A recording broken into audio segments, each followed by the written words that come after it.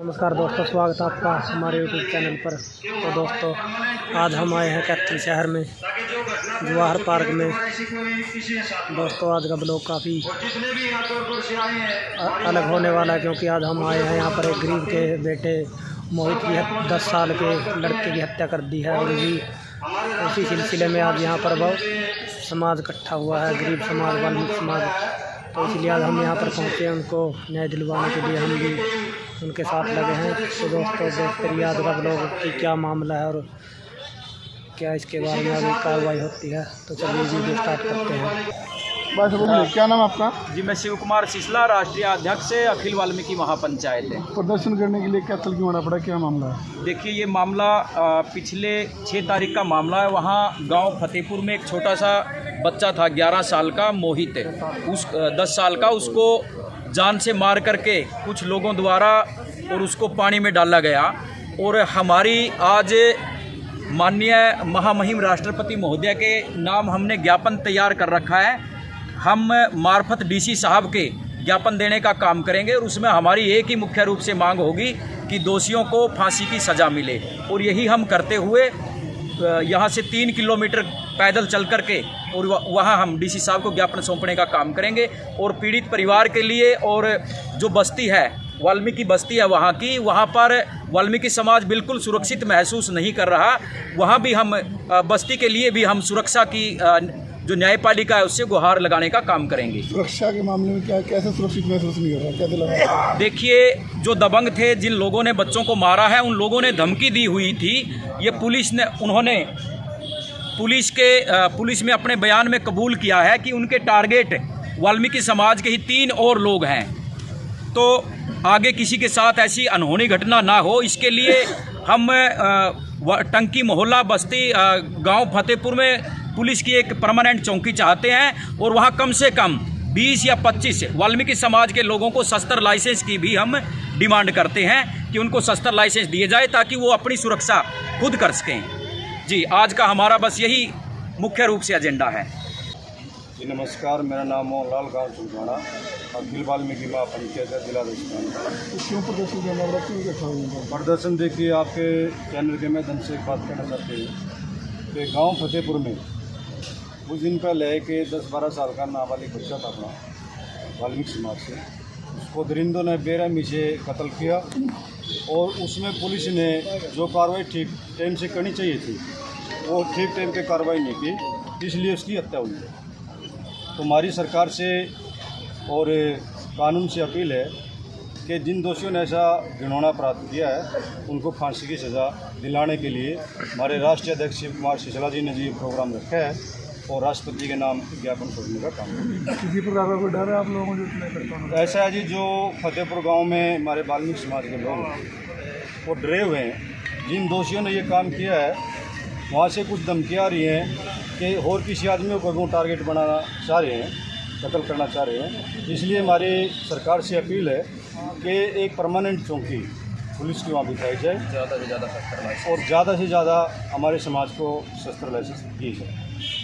का जो हमारा प्रदर्शन रहेगा वो एक विषय यही रहेगा कि मोहित के हत्यारों को फांसी दो, फांसी दो, मोहित के हत्यारों को फांसी दो, फांसी दो, मोहित के हत्यारों को फांसी दो, फांसी दो। तो यही आवाज बुलंद करने के लिए हमारा सभी से अनुरोध रहेगा कि जो हमारे साथी भाई, नौजवान, बुजुर्ग, मातृशक्ति यहाँ पर पहुंची हैं, इसके अलावा जो भी शांतिपूर्ण तरीके ढंग से यही एक नारा और जो उद्घोष लगाना है, बस एक ही बात अपने समक्ष रखनी है, मोहित के हत्यारों को फांसी दो, फांसी दो, मोहित के हत्यारों।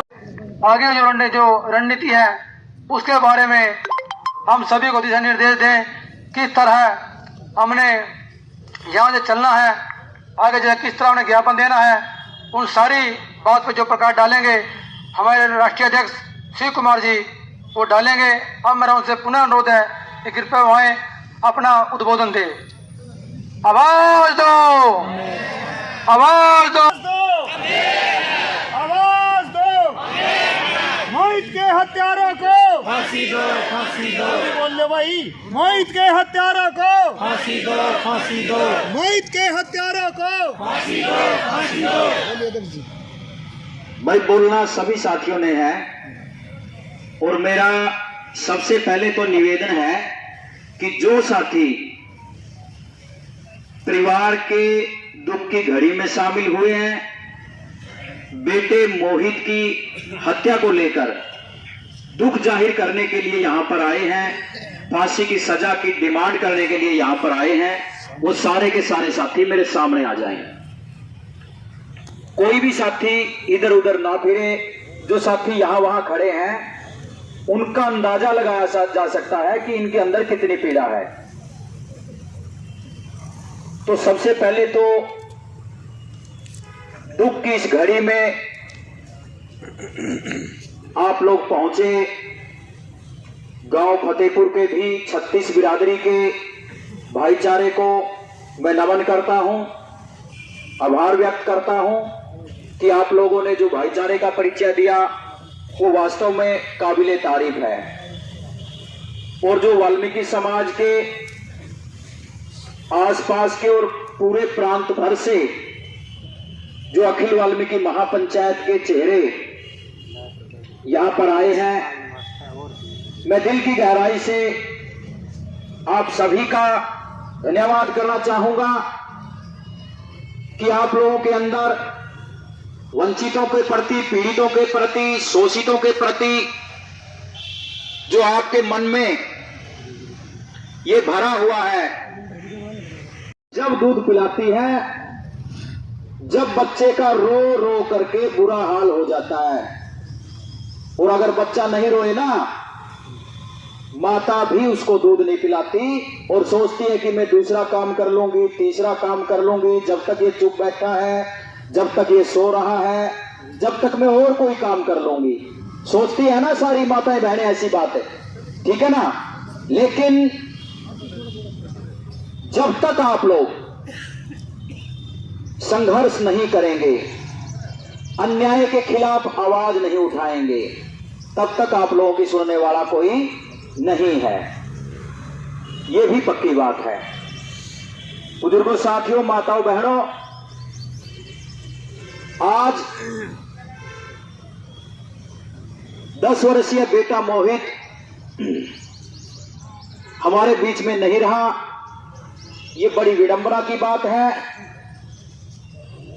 और ये अकेले मोहनलाल या उसकी फैमिली, उसके परिवार के साथ गलत नहीं हुआ, ये उन सभी लोगों के लिए गलत हुआ है जो अपनी आवाज उठाने में सक्षम नहीं है। ये उन सभी परिवारों के ऊपर कुठाराघात हुआ है जो गरीबी के दलदल में धंसे हुए हैं, जिनको शासन प्रशासन के लोग तुच्छ समझने की भूल करते हैं, उनको मामूली समझने की भूल करते हैं। ये ऐसे उन सभी वंचितों, पीड़ितों, शोषितों के ऊपर कुठाराघात हुआ है। बुजुर्गों, साथियों, जिन दरिंदों ने, अमन और सावन जैसे कुत्तों ने, जिनका नाम लेना भी पाप है, ऐसी अनहोनी घटना को अंजाम दिया है, मैं शिव कुमार सिसला, राष्ट्रीय अध्यक्ष अखिल वाल्मीकि महापंचायत, कड़े शब्दों में इसकी निंदा करता हूं और पीड़ित परिवार को यह आश्वासन और भरोसा दिलाता हूं कि वाल्मीकि समाज और अखिल वाल्मीकि महापंचायत का बच्चा बच्चा, आप लोग इस लड़ाई को भले ही बीच में छोड़ दो, लेकिन जब तक आप लोग संघर्ष करते रहेंगे, अखिल वाल्मीकि महापंचायत का बच्चा बच्चा आप लोगों के साथ कंधा से कंधा मिलाकर इस लड़ाई को लड़ने का काम करेगा और इस लड़ाई को सिरे चढ़ाने का काम करेगा। आवाज दो, आवाज दो। बुजुर्गों, साथियों, माताओं, बहनों, जैसा कि सब वक्ताओं ने बताया कि लड़ाइयां हमेशा संघर्ष से लड़ी जाती है। संघर्ष से जो व्यक्ति जितना ज्यादा संघर्ष करेगा उतना ही उस काम को मुकाम तक पहुंचाने का काम करेगा। मैं मीडिया के माध्यम से, यहां सिक्योरिटी के भी लोग हैं, इंटेलिजेंट के भी लोग हैं, यहां सीबीआई के सीआईडी के भी लोग हैं, मैं आप लोगों के माध्यम से बताना चाहता हूं कि गांव फतेहपुर का वाल्मीकि समाज टंकी मोहल्ले का, जहां वहां वाल्मीकि समाज के लोग बिल्कुल भी सुरक्षित नहीं हैं, क्योंकि पुलिस के सामने अपने बयान में दरिंदे अमन कबूल की है कि आगे भी हमारे कई टारगेट हैं, कई लोगों को हमने मारना है। और जिन लोगों ने मारना है वो ये तो है नहीं कि उनका निशाना कोई भी हो सकता है। ऐसे लोगों के गैंग हुआ करते हैं, वो जेल में बंद रहे और उनके जो साथी हैं, उनका जो गैंग है, वो घटनाओं को अंजाम देते रहे। ऐसा ही चलता रहता है। तो मेरी कैथल प्रशासन से ये विनती है, पुरजोर अपील है, गुहार है कि आप गांव फतेहपुर में के वाल्मीकि समाज को कम से कम 20 से 25 शस्त्र लाइसेंस मुहैया करवाएं, ताकि ये लोग अपनी सुरक्षा, अपनी बस्ती की सुरक्षा, अपने बाल बच्चों की सुरक्षा ये खुद कर सकें। और आज जो हम यहां पर एकत्रित हुए हैं, इकट्ठे हुए हैं, वो महामहिम राष्ट्रपति महोदय के नाम ज्ञापन देने के लिए इकट्ठे हुए हैं कि जिन हत्यारों ने छोटे से बेटे मोहित की इस प्रकार निर्मम हत्या की है, ये घोर अनर्थ किया है। क्योंकि मर्डर तो होते रहते हैं, लेकिन ये घोर अनर्थ है। ये 2 परिवारों का इकलौता बेटा था और जिस प्रकार बेरहमी से इसको मारा गया, मैं कहता हूं कि किसी भी दुश्मन के साथ भी ऐसी अनहोनी घटना ना हो। तो हम आप लोगों के माध्यम से महामहिम राष्ट्रपति महोदय से न्याय की गुहार लगाते हैं कि ऐसे जो दरिंदे हैं अमन और सावन, उनको फांसी की सजा मिले, जिस प्रकार निर्भया कांड में हुआ था। और ऐसे देश में अनेकों कांड हुए हैं जिनमें दोषियों को सजाए मौत की सजा मिली है, फांसी की सजा मिली है। मोहित के हत्यारों को फांसी दो, फांसी दो, मोहित के हत्यारों को फांसी दो, फांसी दो, मोहित के हत्यारों को फांसी दो, फांसी दो, मोहित के हत्यारों को फांसी दो, फांसी दो, मोहित के हत्यारों को फांसी दो, फांसी दो। जो हमारे मैनेजमेंट कमेटी के साथ पीछे रखो भाई, सारे साथियों को पीछे आराम से निकलना है गेट में, को आराम से और भाई अपनी जेब का भी ध्यान रखना है, क्योंकि भीड़ में कई साथी इसे भी कुछ देखना है, ठीक है ना। अपनी जेब का भी सबने ध्यान रखना है। गलत काम करते हैं।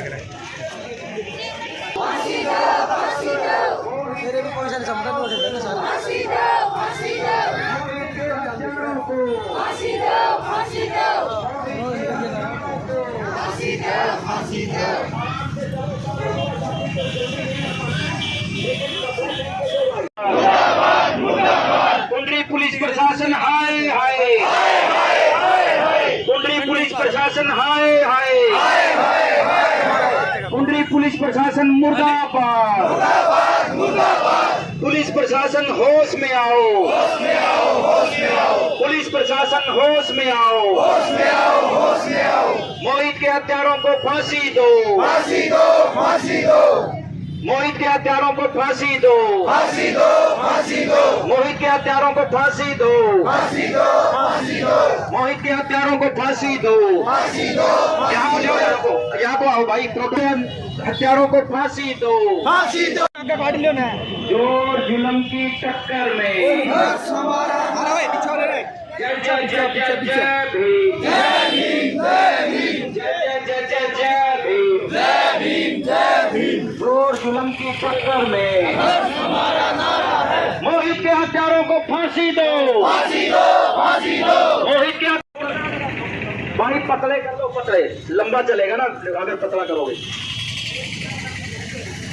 कैलाश जी जय भीम, जय भीम, जय भीम, जय भीम, जय भीम, जय भीम,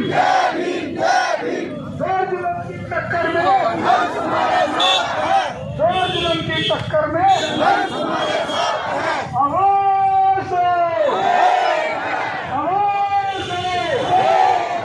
मोहित के हत्यारों को फांसी दो, फांसी में जुल्म की टक्कर में आवाज दो।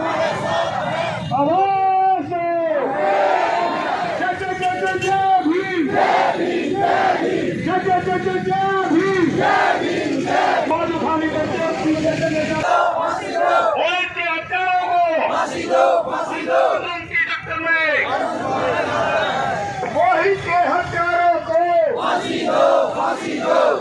जुल्म की टक्कर में अभी आप जोड़े प्रार्थना से नारा जब लगाते तो आप खड़े करके लगाए सभी, आगे पीछे सभी। मोहित के हत्यारों को फांसी दो, फांसी दो। मोहित के हत्यारों को फांसी दो, फांसी दो। मोहित के हत्यारों को फांसी दो, फांसी दो।